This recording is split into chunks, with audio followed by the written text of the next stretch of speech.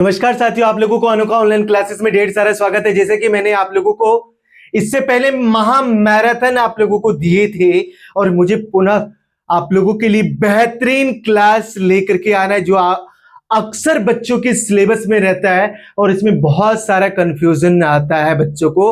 और आज सारे कंफ्यूजन का सॉल्यूशन करना है आप लोगों को एकमात्र अनोखा ऑनलाइन क्लासेस पे बिल्कुल समाधान के साथ आज आप लोगों के लिए लेकर के आए हैं। और आप लोग इस वीडियो को अंत तक देखें तो आप लोगों के लिए बहुत ही बेहतरीन होगा।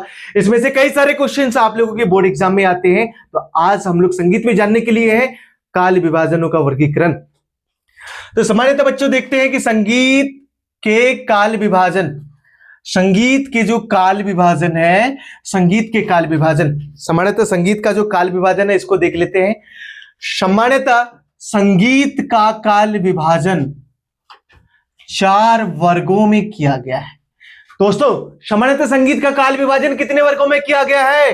4 वर्गों में किया गया है। देखना, हिस्ट्री का अलग काल विभाजन होता है, म्यूजिक का अलग काल विभाजन होता है। बच्चों याद कर लेना इस विषय में, म्यूजिक में जो काल विभाजन पढ़ा रहा हो ना, that's very mandatory if you want to be do anything in your life in the music sectors. Please आप लोग इसे जरूर देखिएगा। अति प्राचीन काल, पहला आप लोगों को काल विभाजन में 4 प्रकार के काल वर्गों में अगर देखा जाता है तो संगीत को विभाजन किया गया है। पहला आप लोगों को अति प्राचीन काल, उसके बाद प्राचीन काल आप लोगों को आ जाता है, और उसके बाद मध्यकाल, उसके बाद आधुनिक काल। ये सभी को आज अपना लोगों को देखना है।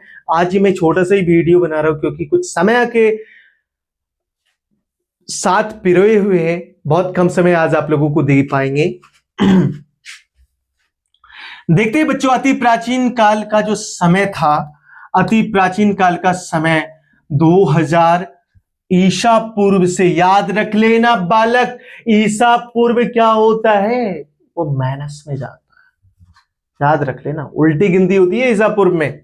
सीधा सा 2000 ईसा पूर्व से 1000 ईसा पूर्व तक का जो समय था संगीत में, उसे अति प्राचीन काल कहा गया।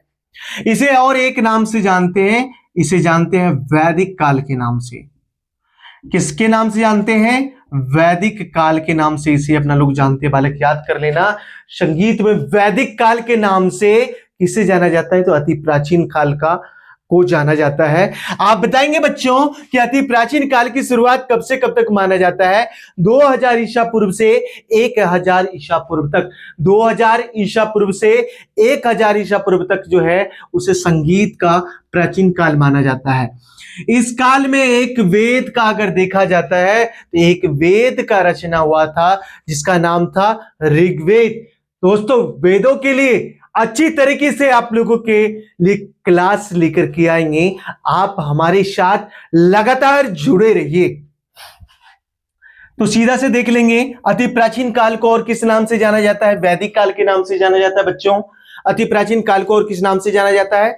अति प्राचीन काल को वैदिक काल के नाम से जाना जाता है। अति प्राचीन काल में ही एक वेद का रचना हुआ था जिसका नाम था ऋग्वेद, इसीलिए अपना लोग क्या कहते हैं? इसे वैदिक काल के नाम से जानते हैं। आप लोगों से पूछ लिया जाएगा कि बताइए कि किस काल में वेदों की रचना हुआ था? तो अति प्राचीन काल में।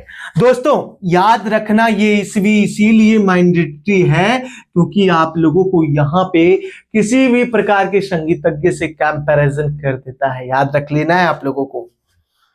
जैसे हे भगवान, दुखे पप्पाचक,